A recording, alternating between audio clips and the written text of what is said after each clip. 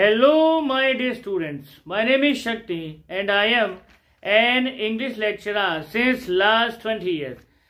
And today we will start poetry number 6, Aunt Jennifer's Tigers from the book Flamingo. If you are new on our channel and if you like the video, subscribe the channel and press the bell icon so that you can get the notifications of our videos firstly. So without wasting a single second, let's start the poetry Aunt Jennifer's Tigers. So here is a brief introduction of Adrienne Rich has been given. Let's go through it. तो Adrian rich का जन्म जो है 1929 को हुआ था Baltimore Maryland USA के अंदर. तो she is widely known for her involvement in contemporary women's movement as a poet and theorist. तो इन्होंने जो है 19 वॉल्यूम्स पोइट्री के पब्लिश करवाए हैं, 3 कलेक्शन एसेस के पब्लिश करवाए हैं और बहुत सारी राइटिंग्स का क्रेडिट उनके नाम है. तो इनकी हर एक राइटिंग के अंदर एक बहुत ही स्ट्रॉन्ग थीम चलती है रेसिज्म और मिलिट्रिज्म के अगेंस्ट में. और आंट जेनिफर्स टाइगर्स ये एड्रेस करती है सीधे सीधे एक शादीशुदा महिला के जीवन के उन कॉन्स्टेंट्स को, उन बाधाओं को जो यूजुअली महसूस करती हैं.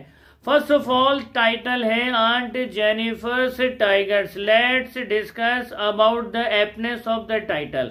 तो आंट जेनिफर के कैरेक्टर को जब हम डीपली इस पोइट्री के अंदर एनालाइज करते हैं तो पाते हैं कि आंट जेनिफर जो है बहुत ही डरपोक, बहुत ही दब्बू, बहुत ही कावड़ किस्म की महिला है.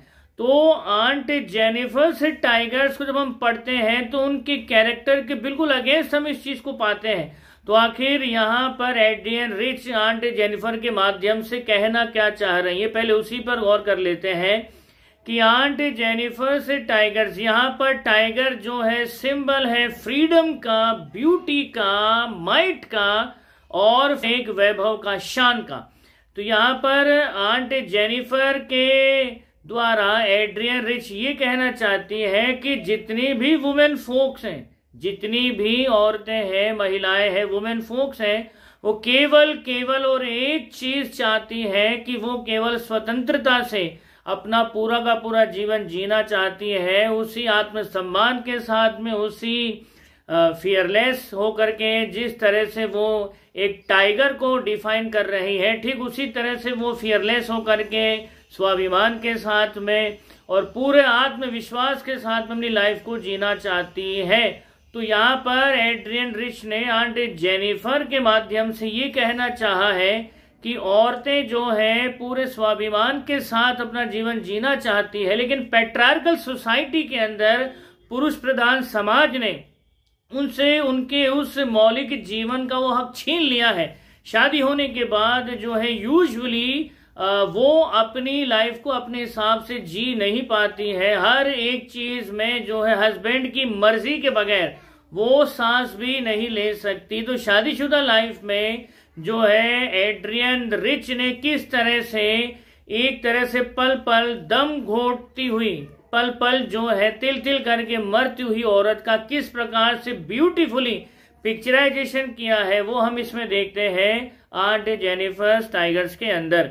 तो पहला स्टैंजा क्या कहता है आइए गौर कर लेते हैं. तो आंट जेनिफर से टाइगर से Prince across A screen, bright topaz denizens of a world of green, they do not fear the man beneath the tree, they pace in sleek chivalric certainty. तो आंट जेनिफर की जो tigers हैं, अब aunt Jennifer का जैसा हमने discuss किया ही था, जो कैरेक्टर है, जो उनका नेचर है, वो टाइगर के बिल्कुल अगेंस्ट है.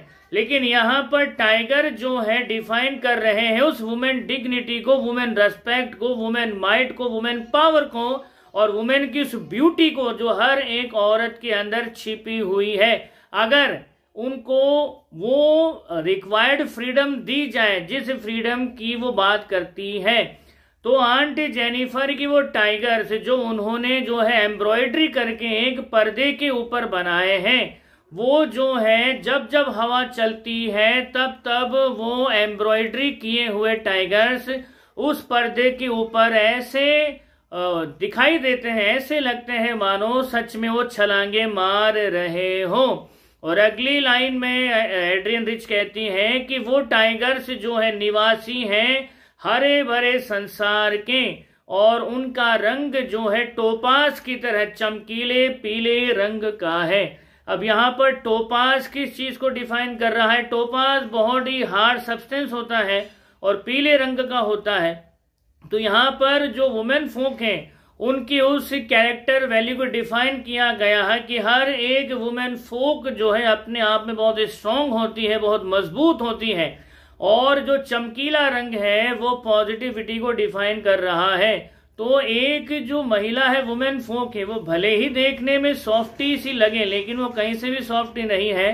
भगवान ने औरतों को इतनी ताकत बख्शी है कि वो हर हालात में, हर सिचुएशन में, हर कंडीशन में जो है सरवाइव करने की ताकत रखती हैं। तो पुखराज टोपाज जो है पॉजिटिविटी को शो कर रहा है, और एक वुमेन फोक की जो है उस स्ट्रेंथ को, उस माइट को शो कर रहा है कि वो हर हालात में जो है तन करके खड़ी रह सकती है, बिना झुके बिना रुके, अगर उनको सही तरीके से मौका दिया जाए तो। एंड वर्ल्ड ऑफ ग्रीन और हरा भरा संसार यहाँ किस चीज को डिफाइन कर रहा है? जब आप औरत को उनका रिक्वायर्ड आजादी देते हो, जब आप औरत को इनका रिक्वायर्ड स्वाभिमान, कॉन्फिडेंस देते हो, जब आप औरत को एक टाइगर की तरह से अपनी लाइफ को जीने की परमिशन देते हो, तो वो औरत जो है अपने घर को एक तरह से मान लीजिए लिविंग जो है हेवन बना देती है। क्योंकि जो औरत बहुत ज्यादा पॉजिटिव है वो पॉजिटिविटी घर के अंदर लेकर के आएगी। वो इतनी हार्ड है कि हर तरह की परेशानियां, तकलीफें से टकरा करके लौट जाएंगी। और वर्ल्ड ऑफ ग्रीन, जो ग्रीन कलर है, ये है प्रोस्पेरिटी का सूचक। तो जहां कहीं भी वुमेन फोक को वो फ्रीडम दी जाती है, वो आजादी दी जाती है, जहां पर वुमेन फोक का सम्मान होता है, जहां पर वुमेन फोक की कदर होती है, वो घर घर नहीं स्वर्ग के बराबर होता है। और वहां पर उस घर को औरत जो है इस धरती पर एक ऐसी लिविंग प्लेस बना देती है जो कि स्वर्ग को भी शायद शर्मिंदा कर दे। तो यहाँ पर औरत की उस क्वालिटी को डिफाइन किया है एड्रियन रिच ने कि एक औरत को अगर सही मायनों में उसके हिसाब से वो रिक्वायर्ड फ्रीडम दिया जाए तो वो जो है अपने घर को एक ऐसा स्वर्ग बना सकती है जहां पर प्रॉस्पेरिटी होगी, जहां पर पॉजिटिविटी होगी। और जहां पर प्रॉस्पेरिटी है, पॉजिटिविटी है, वहीं पर सही मायनों में सुख है। और जिस घर की औरतें बहुत स्ट्रॉन्ग कंडीशन में होती हैं, वही परिवार जो है सही मायनों में एक कंट्रीब्यूशन दे सकता है समाज को, सोसाइटी को, देश को मजबूत बनाने की दिशा में। और भारत की तो परंपरा भी रही, यत्र नारी पूज्यन्ते रमयन्ते तत्र देवता। तो भारत में तो वैसे ही पुरातन समय से नारी का सम्मान रहा है, लेकिन कब, कहां, कैसे नारी के उस सम्मान का जो है पतन हुआ, ये रिसर्च की बात है। लेकिन यहाँ एड्रियन रिच सीधे सीधे साफ साफ शब्दों में कहती है कि अगर आप जो है स्त्री को उसकी वो रिक्वायर्ड फ्रीडम दे दो जो वो डिमांड करती है, तो एक औरत जो है किसी टाइगर से कम नहीं है। टाइगर प्रतीक है ब्यूटी का, माइट का, पावर का, कॉन्फिडेंस का, और सही मायनों में एक ऐसी शान से जीवन जीने के प्रतीक का जो कि हर एक वुमेन फोक जो है जीना चाहती है।